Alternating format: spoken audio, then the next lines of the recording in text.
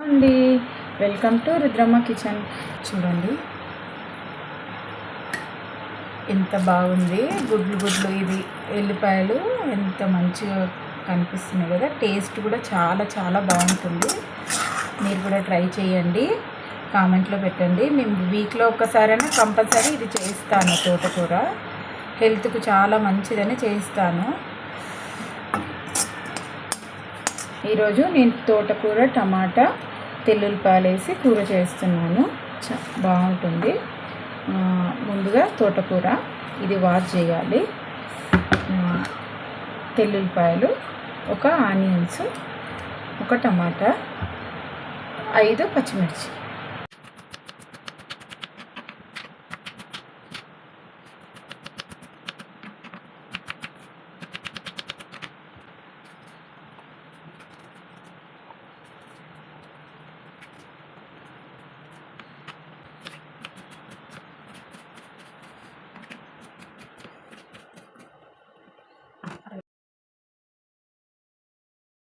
కడాయి పెట్టుకుంటున్నా. ఒక కప్పు నూనె వేస్తున్నా. దీంట్లో ఆనియన్స్ వేస్తున్నా.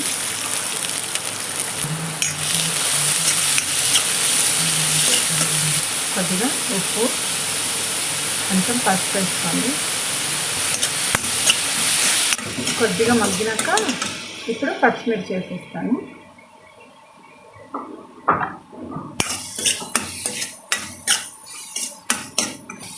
దీంట్లోనే ఎల్లిపాయలు వేస్తున్నాను. ఎల్లిపాయలు ఇలాగే వేస్తాను. తోటకూరలో ఇది మంచిగా గుడ్లు కనిపిస్తుంది, మంచిగా ఉంటుంది.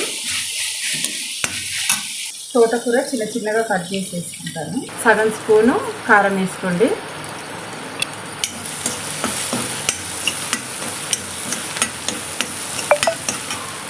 ఇప్పుడు తోటకూర వేసేస్తున్నాను. ఇది కొద్దిగా మగ్గాలి. శనగపప్పు కొద్దిగా నానబెట్టుకొని తోటకూర పకోడీ చేసుకోవచ్చు. చాలా మంచిది హెల్త్కు. వీక్లో ఒక్కసారైనా తోటకూర తినాలి, చాలా బాగుంటుంది. తినండి. శనగపప్పు నానబెట్టుకొని తోటకూర, పచ్చిమిర్చి, ఆనియన్స్ వేసి కొద్దిగా మ్యాష్ చేసుకొని కొద్దిగా ఉడకనిస్తాను. కొంచెం మూత పెడతాను.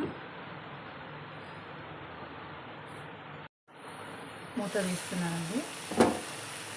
కొద్దిగా దీంట్లో ధనియాల పొడి, 1/2 స్పూను ధనియాల పొడి వేస్తున్నాను.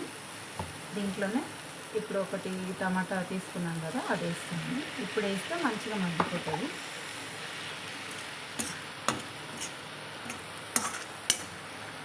ఇది డెలివరీ అయినప్పుడు బాలింతలకు కూడా పెడతారు.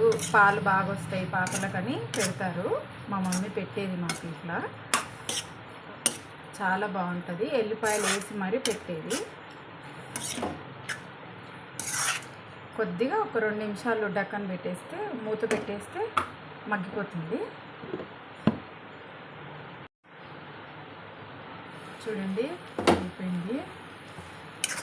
మంచిగా ఆయిల్ వచ్చేసింది.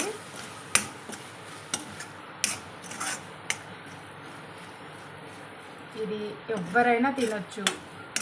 కిడ్నీలో రాళ్ళు, వీక్లో ఒక్కసారైనా తోటకూర తినాలి, చాలా మంచిది హెల్త్కి. ఓకేనా ఫ్రెండ్స్?